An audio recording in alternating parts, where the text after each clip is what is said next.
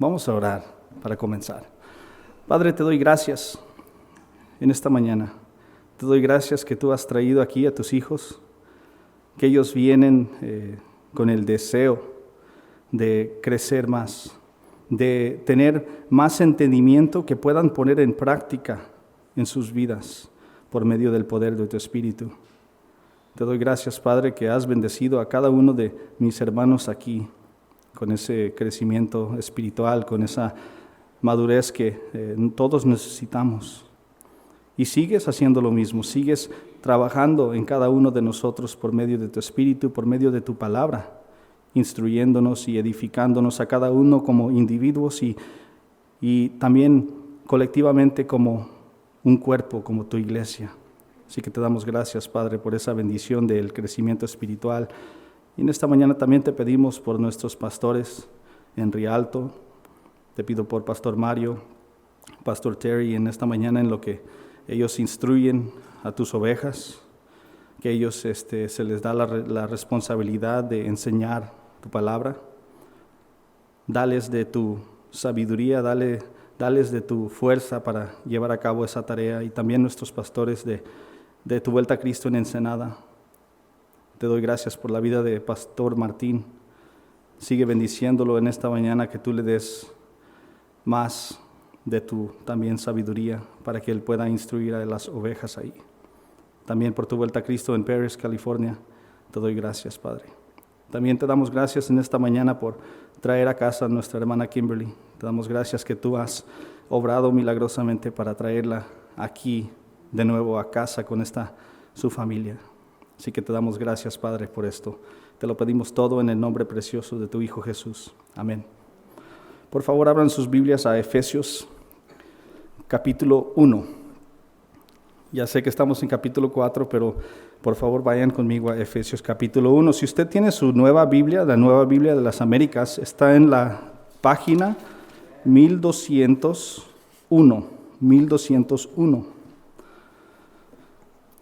Efesios capítulo 1 se encuentra en página 1201 en la Nueva Biblia de las Américas.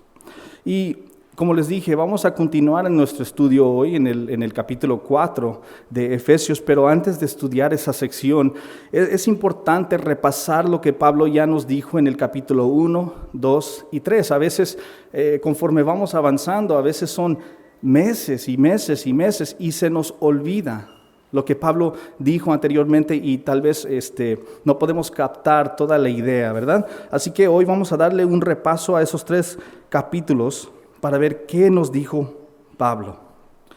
Pablo ha estado obrando diligentemente en esos primeros 3 capítulos, explicándonos los detalles, las bendiciones y el propósito de nuestra salvación. En el capítulo 1, en el capítulo 1 vemos al Padre, Hijo y el Espíritu Santo. Y Pablo ahí toma ese capítulo para darle toda la gloria y darle todo el crédito a nuestro Dios por salvarnos. Ahí en el capítulo 1 comienza con el Padre y Pablo bendice y alaba a Dios el Padre por bendecirnos, como dice ahí, con toda bendición espiritual en los lugares celestiales. Luego vuelve su enfoque a Dios el Hijo en el versículo 7, y ahí nos habla de su obra como redentor, como el Mesías que vino a rescatarnos. Luego en el versículo 13 presenta el papel de Dios el Espíritu, quien nos sella o nos confirma hasta que lleguemos al cielo. Ahí vemos el Padre, Hijo y el Espíritu Santo. Y como les dije, Pablo empezó en el versículo 3 hablando de esas bendiciones espirituales que tenemos en Cristo, que el Padre ha dado a cada creyente en Cristo. Y ahí en este capítulo 1, Pablo ha expuesto y explicado muchas de esas bendiciones espirituales que tenemos. Por ejemplo, en el versículo 4 vemos la santificación. Dice ahí que somos santos y sin mancha delante de Él. Así que la santificación es un don espiritual, una bendición espiritual de la mano del Padre. También la predestinación y la adopción como hijos en el versículo 5.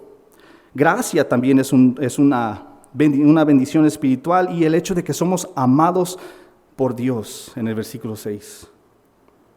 Versículo 7, que tenemos completa redención, absolutamente completa redención y perdón de nuestros pecados. Qué grande bendición. También la bendición espiritual en el versículo 11 de nuestra herencia, de que vamos a heredar todo con Cristo. También tenemos ahí la seguridad en el versículo 13. La seguridad de nuestra salvación que tenemos porque el Espíritu Santo ha sellado nuestros corazones hasta ese día que le veremos de frente, ¿verdad? Después ahí en el versículo 15 en adelante, Pablo inicia una oración. Él ora por los creyentes y quiere que ellos comprendan la esperanza de nuestro llamado espiritual, de nuestra salvación. Y no solo eso, pero también que comprendan el poder que obra dentro de cada cristiano. Luego en el capítulo 2, en el 2:5, continúa ese pensamiento de ese poder que obra dentro de nosotros y dice ahí que es un poder de resurrección. Es decir, un poder que nos sacó de estar muertos en delitos y pecados y nos resucitó de la muerte y nos sentó junto con Cristo en el lugar de honor a la diestra del Padre. Ahí estamos nosotros espiritualmente hablando, estamos ahí con Cristo a la diestra del Padre, porque Él nos resucitó por su poder.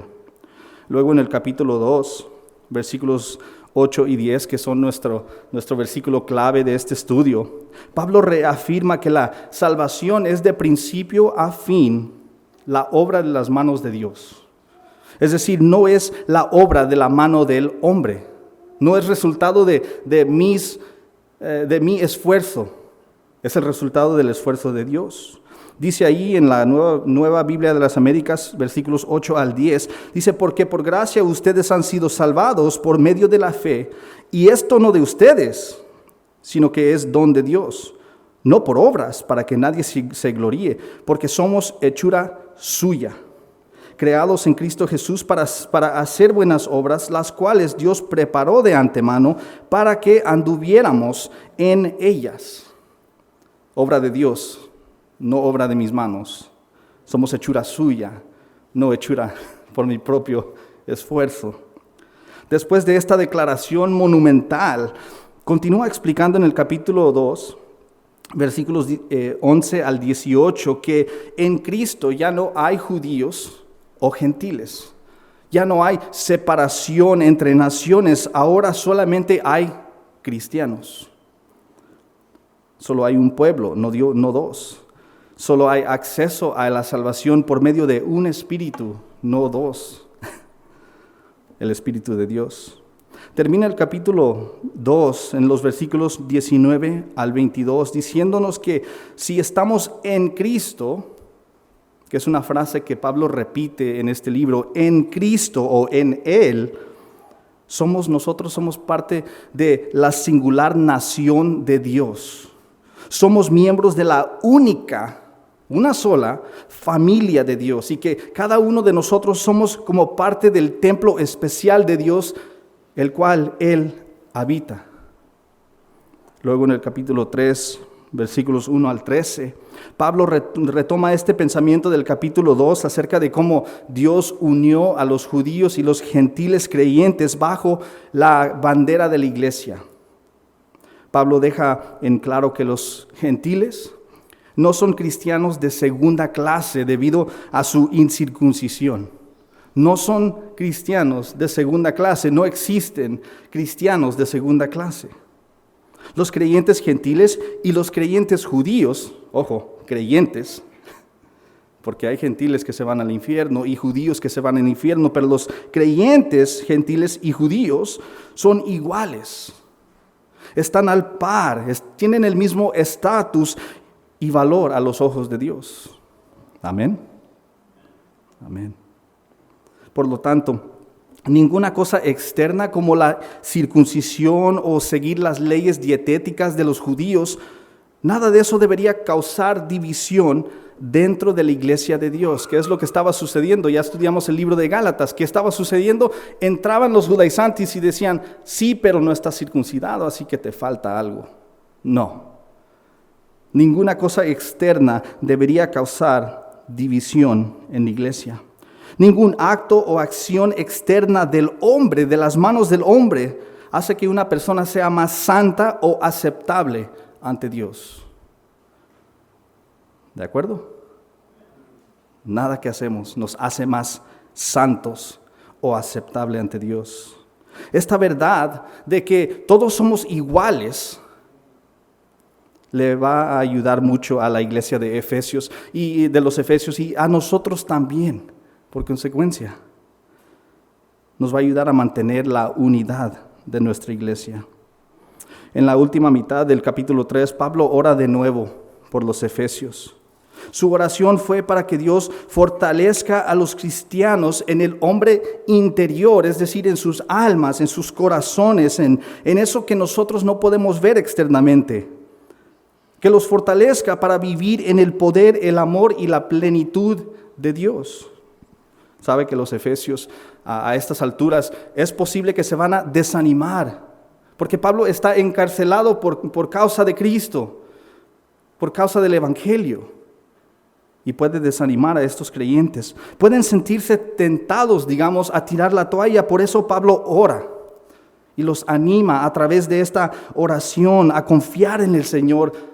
Confiar que el Señor les proporcionará la fuerza espiritual que ellos necesitan para perseverar y permanecer unidos y firmes a pesar de las dificultades que conlleva ser un seguidor de Jesucristo. La oración y esta carta es todo lo que Pablo tiene para ofrecerle a los efesios, pero déjame decirles que es más que suficiente. Dios es poderoso para contestar la oración de Pablo. Así que habiendo construido este fundamento en los primeros 3 capítulos, ahora entramos al capítulo 4, que es la sección, como les dije, más práctica de este libro. Ahora veremos qué hacer con todo lo que nos dijo en los primeros 3 capítulos, porque sabemos que no es suficiente tener toda la doctrina, la teología, las verdades que se encuentran en los primeros 3 capítulos, a menos que vamos a obedecer las exhortaciones que se encuentran en el capítulo 4 al 6. La teología no sirve si no lo ponemos en práctica, la doctrina no sirve si no lo ponemos en práctica. O en las palabras de Santiago, no es suficiente ser oidores solamente. Debemos ser hacedores de la palabra, correcto. Así que con esto vamos a leer el texto de hoy, Efesios 4, del 1 al 6, donde vemos lo que Pablo tiene que decirle a estos efesios y a nosotros. Dice, yo pues, prisionero del Señor, les ruego que ustedes vivan de una manera digna de la vocación con que han sido llamados, que vivan con toda humildad y mansedumbre, con paciencia, soportándose unos a otros en amor, esforzándose por perseverar la unidad del Espíritu en el vínculo de la paz. Hay un solo cuerpo y un solo Espíritu, así como también ustedes fueron llamados en una misma esperanza de su vocación. Un solo Señor, una sola fe, un solo bautismo, un solo Dios y Padre de todos, que está sobre todos, por todos y en todos. Wow, en todos. Si hay una sección en la Biblia que yo quiero que ustedes le presten más atención de lo normal, es esta sección. Esta sección de la Biblia tiene el potencial de cambiar a la iglesia, cambiar a nuestra pequeña congregación, transformarla con estos versículos de hoy. Si nosotros, la iglesia, tú y yo, los que estamos aquí, si comprendiéramos y nos comprometiéramos y aplicáramos las verdades que se encuentran en estos versículos a nuestras vidas, me atrevo a decir que Dios pudiera hacer milagros en esta ciudad, en este lugar. Realmente yo creo que Dios puede hacer lo imposible con nosotros. Y no estoy exagerando, no estoy diciendo, es que Dios puede multiplicar esta iglesia. No me importan los números, ustedes ya lo saben. No me importa que esta iglesia crezca en cantidad, no. Esa no es la meta, pero la meta sí es que cada uno de ustedes crezca en calidad de cristiano.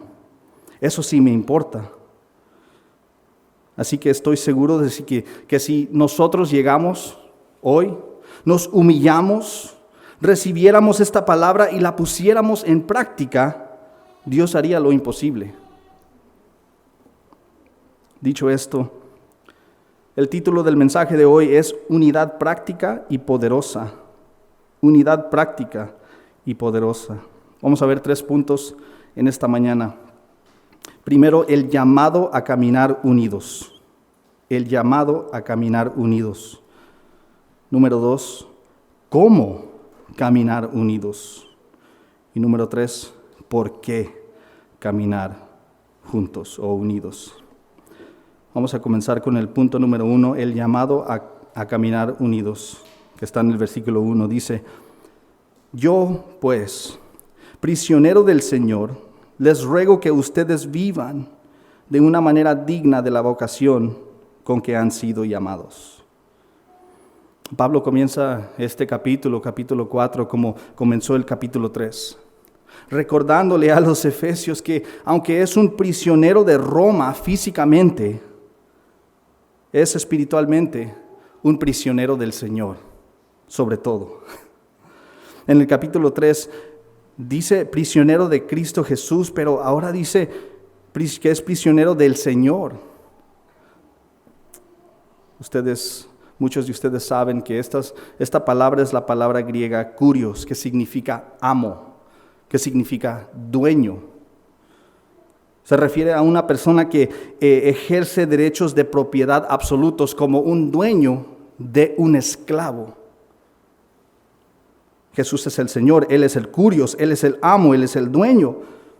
Y si Jesús es el Señor, si es el dueño de un esclavo, ¿quién es el esclavo? Pablo. Es muy ofensivo esa palabra hoy en día. Como cristiano, Pablo comprende que es un esclavo de Jesucristo. Él está completamente sometido, todas las áreas de su vida están sometidas a la voluntad de su amo, de su dueño, como un prisionero que es confinado a las 4 paredes de su cárcel. Pero Pablo no se está quejando. Podemos tener esa idea de que alguien se quiere salir, pero no quiere salir. Eso no es lo que Pablo está diciendo aquí. Él no se está quejando de que es un esclavo de Cristo, que Cristo es su dueño, que Cristo es su amo. No se está quejando. Esta es una proclamación alegre y gozosa de los labios de Pablo. El hecho de que alguien nos llame un esclavo de Cristo es un gran privilegio. Eso significa que nosotros no tenemos nuestra propia voluntad, solamente buscamos la voluntad de nuestro dueño, de nuestro amo. Es el mejor título que un cristiano puede tener. Continúa diciendo aquí que él es el prisionero del Señor. Dice, yo pues, prisionero del Señor, les ruego. Vamos a pausar por un momento y considerar el tono de Pablo. Él no está diciendo aquí, oye, Efesios, tengo una sugerencia, tengo unos tips para ustedes, que si los ponen en práctica yo creo que les va a ayudar. No dice, lo que les estoy a punto de decir, pues lo hacen si es conveniente, lo hacen si les hace sentir bien. No dice eso. Pablo sabe que la unidad de la iglesia no es un asunto negociable. La unidad de la iglesia es absolutamente e incuestionablemente necesaria. Necesaria. Por eso dice, les ruego. Hermanos, les imploro, los exhorto, o como lo diríamos hoy tal vez, por el amor de Cristo, hagan lo que les estoy diciendo. Imagínate si fueras un comandante militar y tuvieras un grupo de tropas bajo tu cuidado y tu supervisión y estás a punto de enviarlos, esa tropa, a una misión peligrosa. Los vas a entrenar, los vas a instruir sobre cómo mantenerse unidos y a salvo, tanto ellos como sus compañeros. Absolutamente sí. Y eso es lo que Pablo está haciendo aquí. Porque solo un comandante descuidado enviará a las tropas a la batalla sin antes decirles qué hacer. Pablo no quiere cometer ese error, así que dice: les ruego que ustedes vivan, o en la Reina Valera, andéis, que anden, que vivan de una manera digna de la vocación con que han sido llamados. Ahora, si esta es una palabra para nosotros también, aplicable para nosotros, significa que nosotros cristianos, los que estamos aquí, hermanos y hermanas, de edades no importa, de color de piel no importa, que todos nosotros hemos sido llamados por el Creador del universo para ser su gloriosa y santa iglesia. Aquí nos está exhortando Pablo a vivir a la luz de eso, de que somos su santa iglesia, de que nuestras vidas deben reflejar esa santidad a la que fuimos llamados. En otras palabras, estamos llamados a mostrar exteriormente la santidad que afirmamos poseer interiormente. Lo contrario es hipocresía. La forma en que uno vive habla mucho sobre lo que lo motiva. Pablo ya nos dijo en el capítulo 2 que antes nosotros, los no cristianos, estábamos motivados naturalmente a hacer el mal y seguir al príncipe de la potestad del aire, o a Satanás. ¿Por qué? Porque estábamos muertos en delitos y pecados. Estábamos muertos y esa era nuestra motivación. Todo lo que hacíamos era resultado de ese estado como muertos, como no vivos espiritualmente. Y ahora Pablo está diciendo: ya no estás muerto en pecados. Los que estamos aquí, que hemos depositado nuestra fe por completo en el Señor Jesucristo, ya no estamos muertos en pecados. Así que dice: ahora estás vivo en Cristo. Él ha depositado su amor en ti, por lo tanto, vive de acuerdo con esta verdad. Vive de acuerdo a ese llamado que tienes. En el capítulo 11 de Juan, leemos acerca de Lázaro. La mayoría de ustedes ya conocen todo ese relato, ¿verdad? Pero lo voy a explicar por si alguien no conoce el relato. Ahí leemos acerca de Lázaro, que era un amigo de Jesús, era hermano de María y Marta, y un día se enfermó y finalmente murió. En pocas palabras, Jesús no estaba cerca, esperó un tiempo y luego fue a visitar a María y a Marta, ya que Lázaro había muerto. Y llegó a la tumba y ordenó que se quitara la piedra, que era la tapadera de la entrada a la tumba o a la cueva. Ordenó que se quitara esa piedra. Cuando fue quitada esa piedra, ¿qué dijo Jesús? Dijo: Lázaro, sal fuera. Lázaro, sal fuera. ¿Te puedes imaginar Lázaro respondiendo a Jesús: no, gracias, Señor. Está muy cómoda acá adentro, creo que me voy a quedar. Esto describe a muchos cristianos que se niegan a vivir de una manera digna. Fueron llamados por el Señor a salir de la tumba, pero dicen: pero estoy muy cómodo. Lamentable, el cristianismo está saturado de hombres y mujeres que han sido resucitados de la muerte a la vida, así como Lázaro lo fue, espiritualmente hablando. Pero se niegan a salir de la oscuridad de la tumba porque están muy cómodos. Qué triste. No quieren y no les interesa vivir de una manera digna de la vocación con la que fueron llamados. Todos conocemos a esos cristianos, ¿sí o no? Es triste. Prefieren seguir viviendo como solían hacerlo cuando estaban en delitos y pecados muertos, en lugar de vivir en la novedad de la vida. Nosotros, mis queridos hermanos y hermanas, estamos llamados a salir de la tumba. Nos debe incomodar la tumba. Debemos vivir de acuerdo a la nueva vida que se nos ha dado. Amén. Pero Dani, ¿qué tiene que ver esto con la unidad de la iglesia? ¿Qué tiene que ver? Tiene todo que ver con ello. La unidad de la iglesia, la unidad entre hermanos, depende de que si tú y yo estamos dispuestos a vivir a no vivir como solíamos vivir y vivir en una nueva vida. Es decir, desechar todo lo que antes hacíamos, la malicia, la envidia, la codicia, el odio, la lujuria, y puedes poner lo que tú quieras. Dejar eso a un lado y vivir ahora, como Pablo menciona en los siguientes 2 versículos. Punto número 2, ¿cómo caminar unidos? Dice que vivan con toda humildad y mansedumbre, con paciencia, soportándose unos a otros en amor. Voy a enfatizar esto. Esforzándose por preservar la unidad del Espíritu en el vínculo de la paz.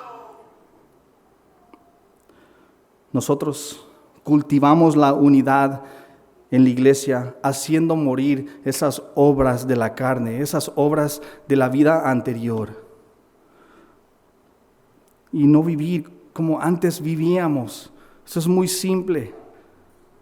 Pero también no solo debemos no vivir como antes vivíamos, pero también debemos reemplazar esa vieja vida, esa vieja forma de vivir con una nueva vida, con cosas santas y buenas. Si tuviera yo un carro que no funcionaba porque el motor no servía, ¿cómo podría volver a echar a andar ese vehículo? Si simplemente le quito el motor que no sirve, ¿puedo echar a andar el carro? No. Tengo que quitarle ese motor descompuesto que no sirve, que es basura, que va al kilo, y reemplazarlo por uno nuevo. Solo así voy a echar a andar el vehículo, ¿sí o no? Así es la vida cristiana. Debemos despojarnos de esas cosas inútiles de nuestra vida cuando estábamos muertos en delitos y pecados y reemplazarla o en su lugar insertar nuevas cosas buenas y útiles para la edificación del pueblo. Entonces Pablo aquí nos da una breve lista de características cristianas que nos ayudarán a nosotros, a los que estamos aquí, a la iglesia, a cultivar y mantener esa unidad como creyentes. Si una iglesia conoce la importancia de la unidad y la realidad de la división, es esta iglesia, ¿sí o no, Armando? La unidad. En estos 2 versículos Pablo nos da una descripción de lo que significa vivir dignamente, de una forma recta, de una forma que agrada a Dios. La primera de estas características es la humildad. Esta palabra significa, si quieren apuntar algo, significa estimarme a mí mismo como inferior en honor a los demás. Ya con eso tenemos bastante tarea.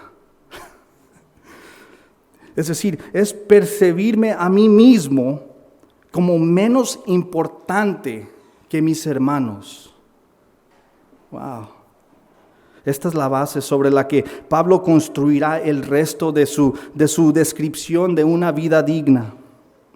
Porque sin humildad en la vida Nunca se alcanzarán las demás características que Pablo va a mencionar en estos versículos.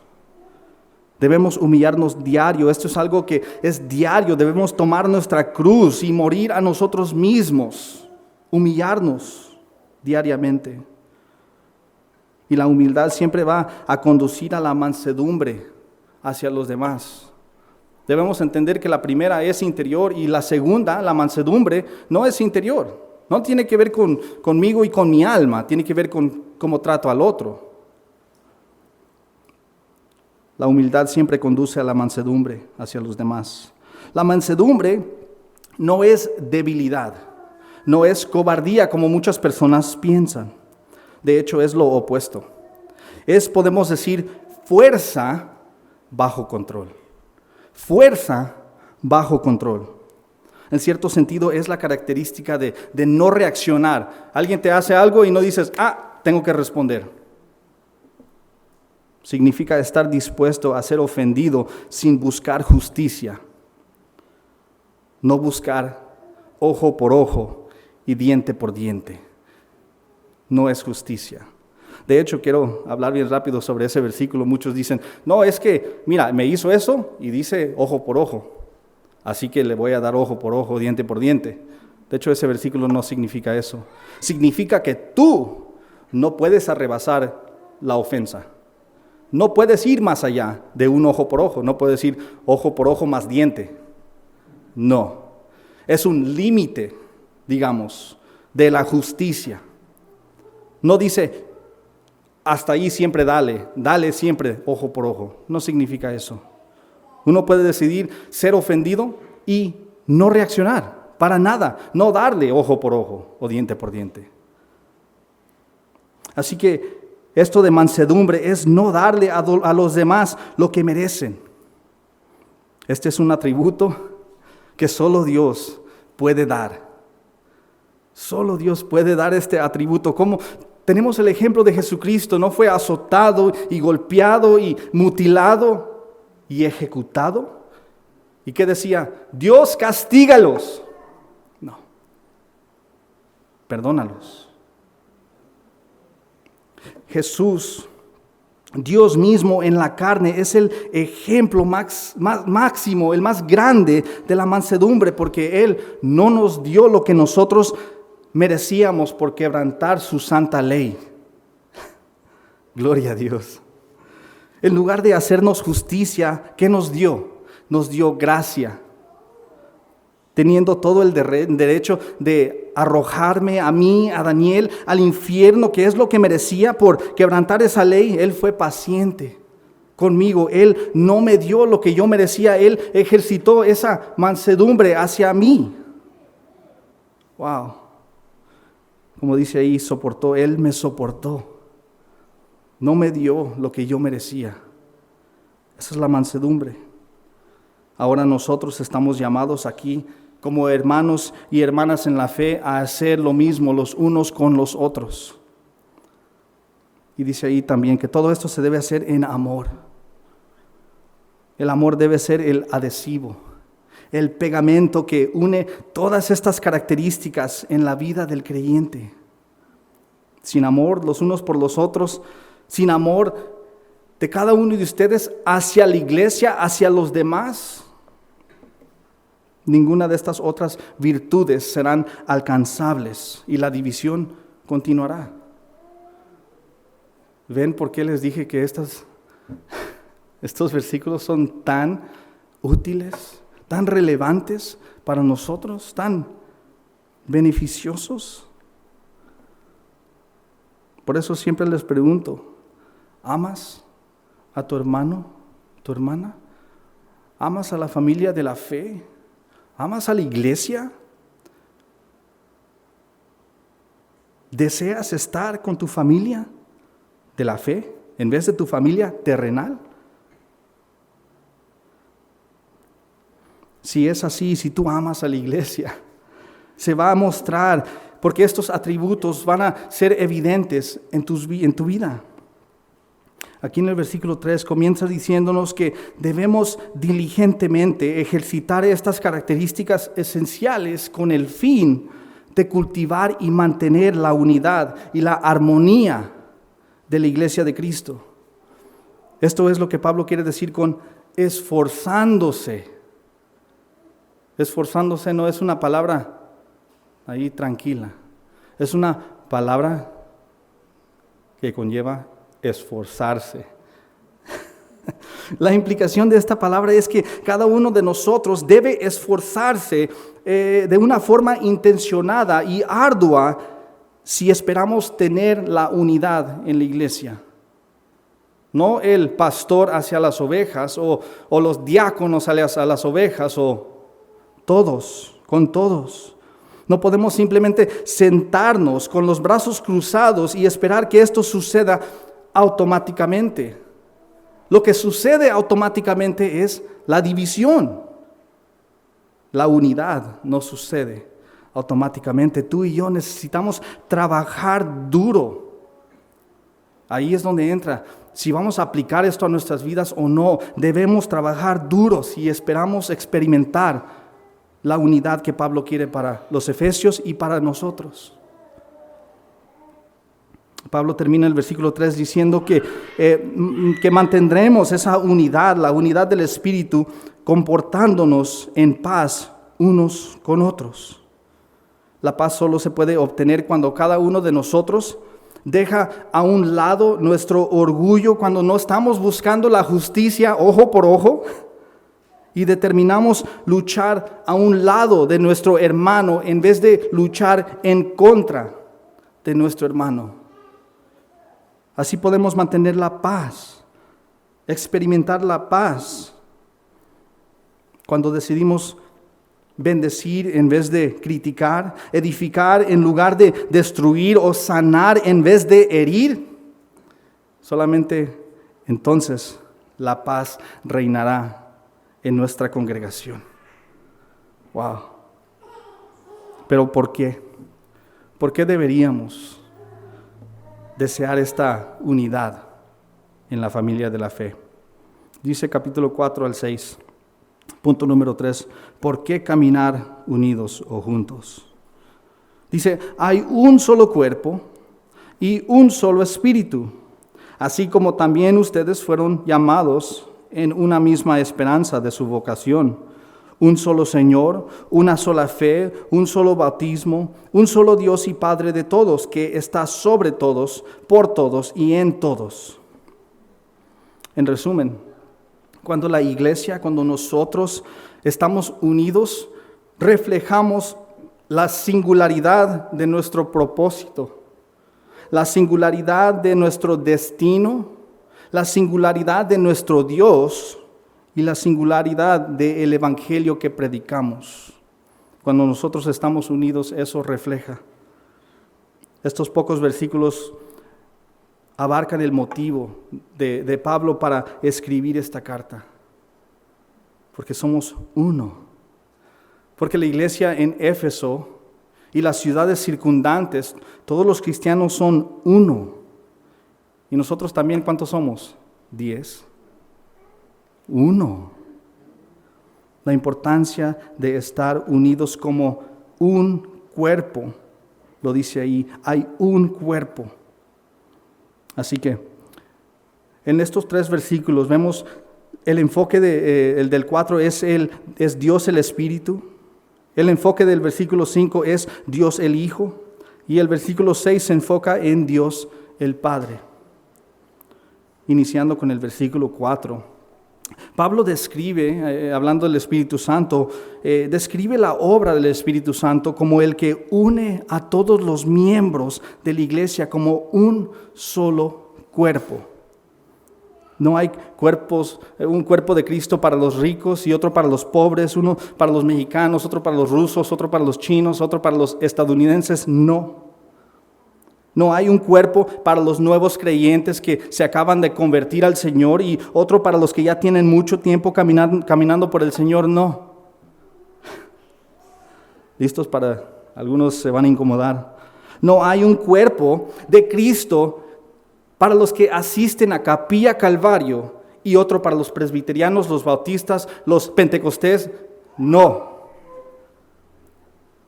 Si no se ofendieron, ahí les va. No hay un cuerpo para los arminianos y un cuerpo de Cristo para los calvinistas. Todos los que hemos depositado nuestra fe en Jesucristo somos un solo cuerpo. Ellos son nuestros hermanos. No hay divisiones. Hay un solo cuerpo y un solo espíritu. El Espíritu Santo es quien viene a nuestro lado, sea que seamos de esta congregación o de esta denominación, no importa. Él viene a nuestro lado cuando somos incrédulos y nos convence del pecado y la justicia hasta llevarnos a la misma esperanza, como dice ahí, a la esperanza en Cristo. Ahora versículo 5 destaca la obra del Hijo. Pablo dice que hay un solo Señor. Es decir, si hay un solo Señor, significa que no hay muchos señores, ¿verdad? No hay muchas personas que murieron por ustedes, y por ustedes, y por ustedes. No hay muchos. ¿Cuántos hay? Hay uno. Juan dijo de Jesús, he aquí el Cordero de Dios. No dijo, he aquí uno de los Corderos de Dios. ¿Verdad? Uno. Jesús es el Salvador y Señor singular de su iglesia. Y solo, como dice Romanos 10:13, solo invocando el nombre singular de este único Salvador, el Señor Jesucristo, será salva esa alma. Pero vivimos en una época de lo que se le llama relativismo. Si quieren buscar algo en casa, el relativismo. Que es común, así se expresa, las personas que dicen, es que tu verdad es tu verdad. Y yo tengo una verdad y mi verdad es mi verdad. Eso es relativismo o pluralismo o inclusivismo. Básicamente dice que uno es el máximo determinador de lo que es bueno y verdadero. Así que yo soy el juez. Pero este pensamiento es fatal. En la mente de la mayoría de las personas en nuestros días, ellos piensan más bien que Jesús es simplemente uno de los muchos caminos que llevan a una recompensa divina positiva. O sea, yo trabajo con personas mundanas, así que escucho lo mismo cada rato. No, es que pues tú por allá, yo por acá, yo creo que el universo, bla, bla. Para las personas mundanas, la fe en Jesucristo es una de las innumerables formas que te lleva al cielo. Jesús no es el camino, es un camino. Que la Biblia, que Jesús dijo, es falso, esa creencia. Y Pablo aquí destruye esta idea, este error común en el mundo al afirmar que hay una sola fe. No hay muchas, no hay una docena, no hay un par de fees, hay una sola fe. Pero Dani, eso es intolerante, ya lo sé. Si me llaman intolerante está bien, porque Pablo es intolerante a otras fees. Él, inspirado por el Espíritu Santo, porque la Biblia dice que la Escritura fue inspirada por Dios, está inspirada por el Espíritu Santo y dice que todas las demás religiones, ponle cualquier nombre que tú quieras, todas esas religiones son vacías, no son válidas y son condenables, como vimos en Gálatas capítulo 1. Solo la fe en Jesucristo salva, nada más. Dice que hay un solo Señor, una sola fe y un solo bautismo. Cuando nosotros nos bautizamos, cuando somos sumergidos en agua como ese símbolo de muerte y de resurrección con Cristo, estamos proclamando públicamente mediante ese bautismo nuestra unidad espiritual con Cristo y nuestra unidad espiritual con su iglesia como parte del cuerpo de Cristo. Por último, en el versículo 6, ahí vemos que hay un solo Dios y Padre de todos. De todos los que creen, de todos los que han depositado su fe por completo en Jesucristo. Si hay una sola fe, Él es el Padre de todos los que tienen esa fe. Dice ahí que hay un solo Dios. Dios es uno en esencia, pero el Nuevo Testamento ha declarado y ha dejado en claro que Dios se ha revelado en tres personas distintas: Dios el Espíritu, Dios el Hijo y Dios el Padre. Esta es la Trinidad. Si alguien no sabía, nosotros somos trinitarios, no somos unitarios. Ellos son una religión, una fe diferente y no hay dos. Así que esta es la Trinidad. Dios, la Trinidad, dice ahí que está obrando soberanamente sobre todo su pueblo. Está obrando por todos sus hijos, para cada uno de ustedes. Y está obrando en toda su iglesia para unirla, para edificarla como un pueblo glorioso y santo. Este es el Dios que servimos, el que es tres en uno, y las tres personas están eternamente unidos, y eso es lo que nosotros debemos reflejar. Quiero concluir con esto. Cristiano, te exhorto a que realmente vivas una vida digna de ese llamamiento que tienes. Y como estoy mirando en un espejo, no les estoy tirando a pedradas. Como siempre les digo, Dios trata con el predicador antes que trata con la congregación. Así que vive de una forma digna. No vivas de acuerdo a tu propia idea de la dignidad. Aquí nos dice que lo que significa vivir de una forma digna en el versículo 2 y 3. Allí es donde encuentras tu patrón para seguir. Con humildad, con mansedumbre, con paciencia, soportando a los demás en amor, luchando diligentemente por cultivar y mantener la unidad del Espíritu mediante el vínculo de la paz. Ese es nuestro patrón.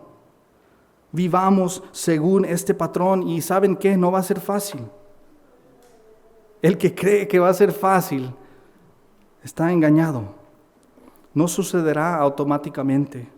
Si queremos experimentar la bendición de la unidad, depende de cada uno de nosotros. No hay de otras. No va a venir automáticamente, pero creo que Dios puede y hará cosas grandes y maravillosas con nosotros, con esta congregación, siempre y cuando estemos dispuestos a comprometernos, ya que hemos comprendido estas verdades, y ponerlas en práctica en nuestras vidas. Amén. Vamos a orar. Padre, te doy gracias que nos llamas, que nos confrontas, que nos animas, que nos exhortas con este llamado a vivir de una forma digna, en unidad, de esta forma, como tu pueblo, como tu cuerpo singular. Te doy gracias, Padre, por tu bondad, por tu amor, el amor que has derramado en el corazón de cada uno de mis hermanos que está aquí. Te doy gracias, Padre, por ser tan paciente, por extendernos esa mansedumbre que dijo: ya sé que merecen justicia, pero yo daré mi vida por ellos, para salvarlos de mi ira. Padre, te doy gracias por tu mansedumbre. Eres dado a perdonar. Ayúdanos, como decíamos en ese canto al principio, ayúdanos a disfrutar esa comunión que tenemos contigo, y no solo eso, pero disfrutar de la comunión los unos con los otros aquí en esta tierra. Que nosotros como iglesia podamos reflejar tu gloria, reflejar el propósito que tenemos de predicar el Evangelio, el único Evangelio que salva. Así que, Padre, bendice a cada uno de mis hermanos, ayúdenos a disfrutar este tiempo después del servicio de comunión, de compañerismo, de plática entre hermanos. Te lo pido en el nombre de tu Hijo Jesús. Amén.